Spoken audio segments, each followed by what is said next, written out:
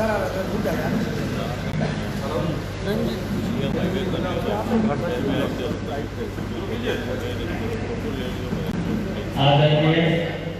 हमारे साथ प्रेस वार्ता हमारे आए अध्यक्ष बाबू, हमारे मित्र प्रेमचंद जी, राजेश राठौर जी, इलेक्ट्रॉनिक मीडिया के साथियों, सबसे पहले आप लोग ने चुनाव का माहौल देखा होगा। आप लोगों ने पूरे निष्ठा से काम किया, इसके लिए मैं आपको धन्यवाद देता हूँ। और जो भी जीते हुए प्रतिनिधि हमारे बीच आए हैं, उनको मैं बधाई देता हूँ। आप सभी जानते हैं कि कल मतगणना था, आप लोग ने एग्जिट पोल भी दिखाया और उसके बाद रुझान भी शुरू हुआ। जिस तरह से रुझान आ रहा था सभी लोग जानते थे तो महागठबंधन की सरकार बन रही है, लेकिन 3 बजे के बाद सरकारी तंत्र द्वारा मुख्यमंत्री आवास से जिस तरह से एक्ट किया गया, उससे कम से कम मेरा 20 जो उम्मीदवार विभिन्न दल के महागठबंधन के थे उन्हें हराने का काम किया गया। मैं समझता हूँ कि यह जनमत का बहुत बड़ा अपहरण है और जनमत जो था, जो आपको ईवीएम में था, उसको बदलने का काउंटिंग के माध्यम से प्रयास किया गया और उसमें सफलता भी उन्हें मिली। मैं समझता हूँ कि देश की जनता इसको देख रही है, राज्य की जनता इसको समझ रही है और इसके विरुद्ध निश्चित रूप से अपनी आवाज जनता आज दबे जवान में उठा रही है। कल जोर से इस बात को उठाएगी।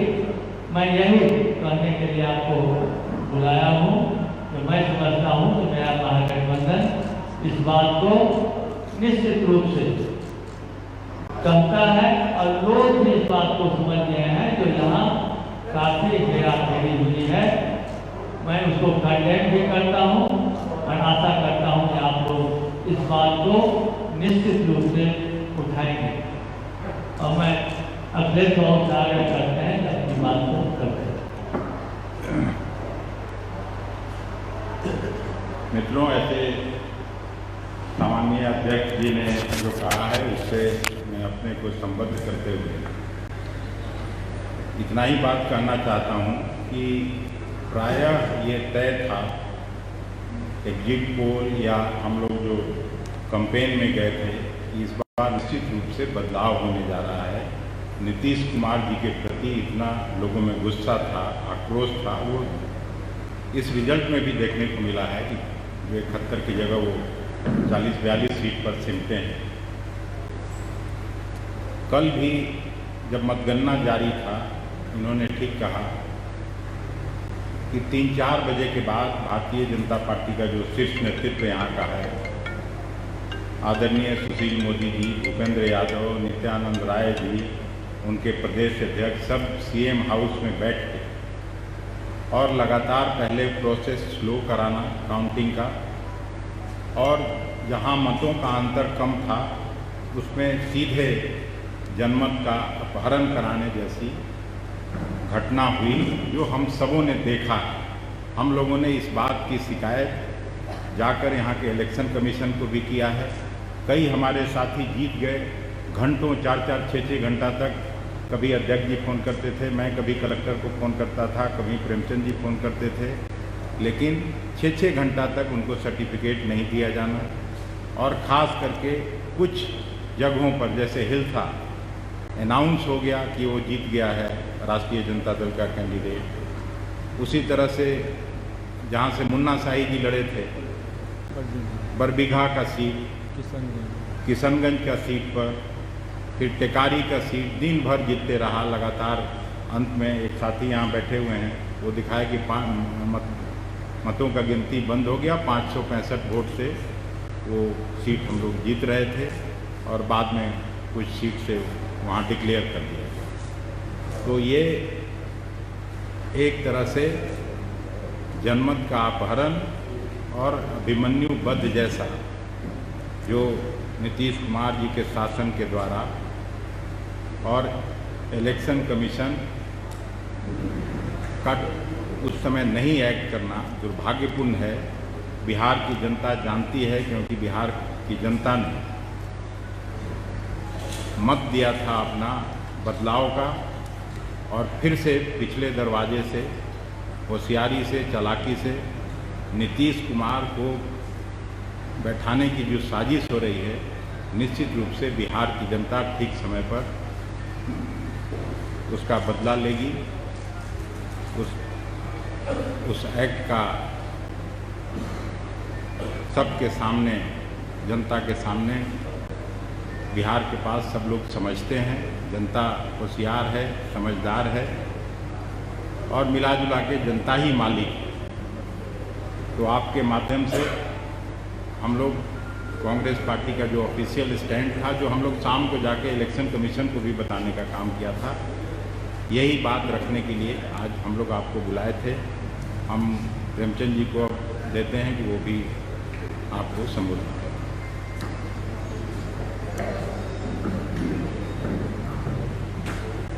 साथियों, कांग्रेस पार्टी का यह सुविचारित मत है। कल जो मतदान हुआ, मतगणना हुआ और जो रिजल्ट है, उसको अंतिम समय में कहीं न कहीं मैनिपुलेट किया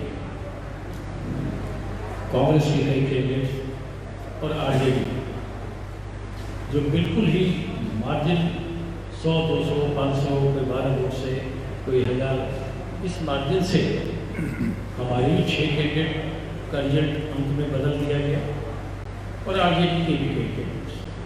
तो कांग्रेस मानती है कि लास्ट आवर में प्रशासनिक दबाव के चलते, प्रशासनिक हेराफेरी के चलते इस पूरे जनमत की चोरी की गई और जो मतगणना के बाद रिजल्ट भी आया, जिस पर वो लोग पटाखे छोड़ गए।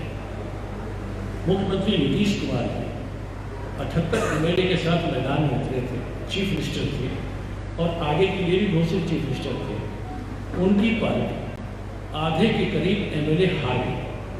तो कहीं न कहीं बिहार के मतदाताओं ने बतौर चीफ मिनिस्टर नीतीश कुमार को रिजेक्ट किया।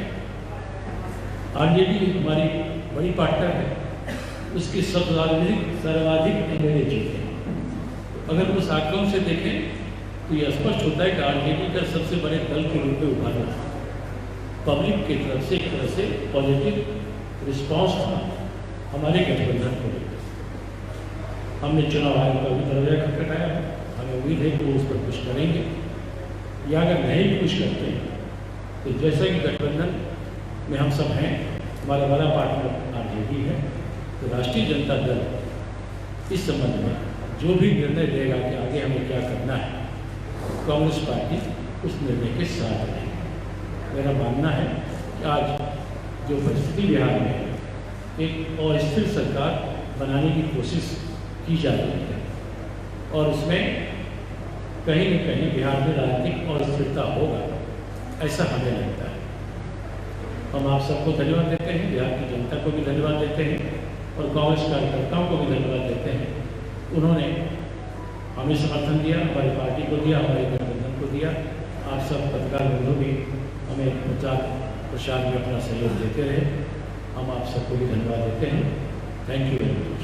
चिराग पासवान भी ये बात कर रहे हैं कि ईवीएम पर सवाल उठाना और वैसे वैसे जैसी हालत हो गई कि क्रिकेट मैच हारने के बाद दिल्ली बेटा या बैट बॉल ईवीएम में कोई गड़बड़ी होता है। ईवीएम पर सवाल कौन उठा रहा है? तो गड़बड़ी पर जो सवाल उठाया जा रहा है, मैंने कांग्रेस का स्पष्ट मानना है कि लास्ट आवर के मतगणना में जब हम सब ने देखा, बहुत सारे परिणाम को रोक कर रखा गया और उस समय ऐसा लगा जब हमारे कैंडिडेट कोई 100 वोट से हराए जा रहे हैं, कोई 200 वोट से हराए जा रहे हैं, बहुत ही क्लोज कंटेस्ट रहा। तो इसे सीटों पर मैनिपुलेट किया गया प्रशासनिक स्तर पर। मेरा वो कहना है, हमने कभी ईवीएम पर सवाल नहीं खड़ा किया, लेकिन ईवीएम को टैंपर किया जा सकता है, यह बात भी उतना ही सत्य है।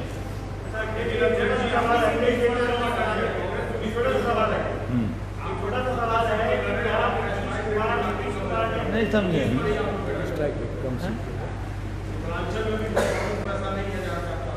ये सच है, सभी लोग जानते हैं जो 19 सीट हम लोग जीते हैं, ये समीक्षा का विषय है। हम लोग अपने रिजल्ट से प्रसन्न नहीं है, लेकिन महागठबंधन का जो मामला था उसमें अनेकों सीट ऐसे थे जिसको हम जीते हुए भी थे, और मेरे अच्छे सीट थे उसको भी हमने छोड़ दिया था। कम से कम 12-13 सीट जो हम पहले लगे थे उसको छोड़ना पड़ा था, लेकिन उसके बावजूद भी महागठबंधन का जो दायित्व था उसका हमने निर्वहन किया। निश्चित रूप से सीट मुझे कम मिली है और ये एक समीक्षा का विषय है। इतना जल्द हम इस पर कोई निर्णय नहीं दे सकते हैं, लेकिन हम इसकी समीक्षा निश्चित रूप से करेंगे कि सीट कम आने का कारण क्या है। एक छोटा सवाल है, बोलिए। नीतीश कुमार ने अभी तक न तो जनता को बधाई दी है, न ही जनमत को स्वीकार किया। साइलेंट हो गए। दिग्विजय सिंह जी का ट्वीट आता है, वो अपील करते हैं कि नीतीश कुमार विचार करें, फिर से वापस आ जाए।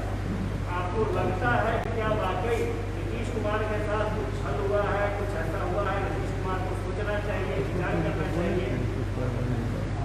काल्पनिक सवाल का तो जवाब देना मैं उचित नहीं समझता, और इसका कोई निश्चित उत्तर अभी देने की स्थिति में मैं नहीं हूँ। लेकिन नीतीश कुमार जी नैतिकता की बात हमेशा करते रहे हैं राजनीतिक जीवन में। अगर नैतिकता थोड़ी भी बची है तो जो कुछ हुआ है इस चुनाव में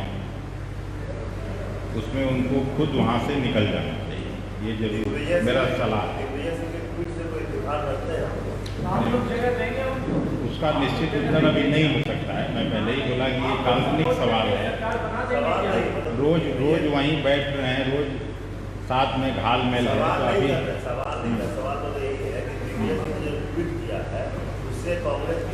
वो सलाह मेरे लिए थोड़ी है, वो सलाह तो नीतीश जी की है। अब ये इसका निश्चित उत्तर आपको वहाँ से मिलेगा। मैं बोल रहा हूँ इसका निश्चित उत्तर आपको नीतीश जी से मिलेगा। वो सवाल यहाँ के लिए नहीं, मैं नहीं दे रहा हूँ। कौन हम लोग कहाँ से काल्पनिक सवाल पर क्यों जवाब आप चाहते हैं? धन्यवाद।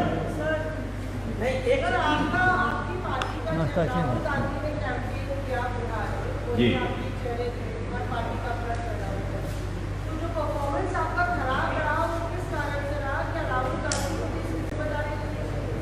नहीं, राहुल जी तो जहाँ गए मोस्टली सीट हम लोग जीते हैं। किशनगंज की सीट जीते हम लोग, अररिया की सीट हम लोग जीते, हिसुआ में पहली सभा हुई वो सीट हम लोग बड़े मार्जिन से जीते। तो ऐसा नहीं है कि राहुल जी के जाने का प्रभाव हुआ है, और उस इलाके में भी प्रभाव हुआ इस बार। बल्कि प्रधानमंत्री जी पर उल्टा क्वेश्चन होना चाहिए, वो गए वहाँ 50% से भी कम सीट जीते। धन्यवाद।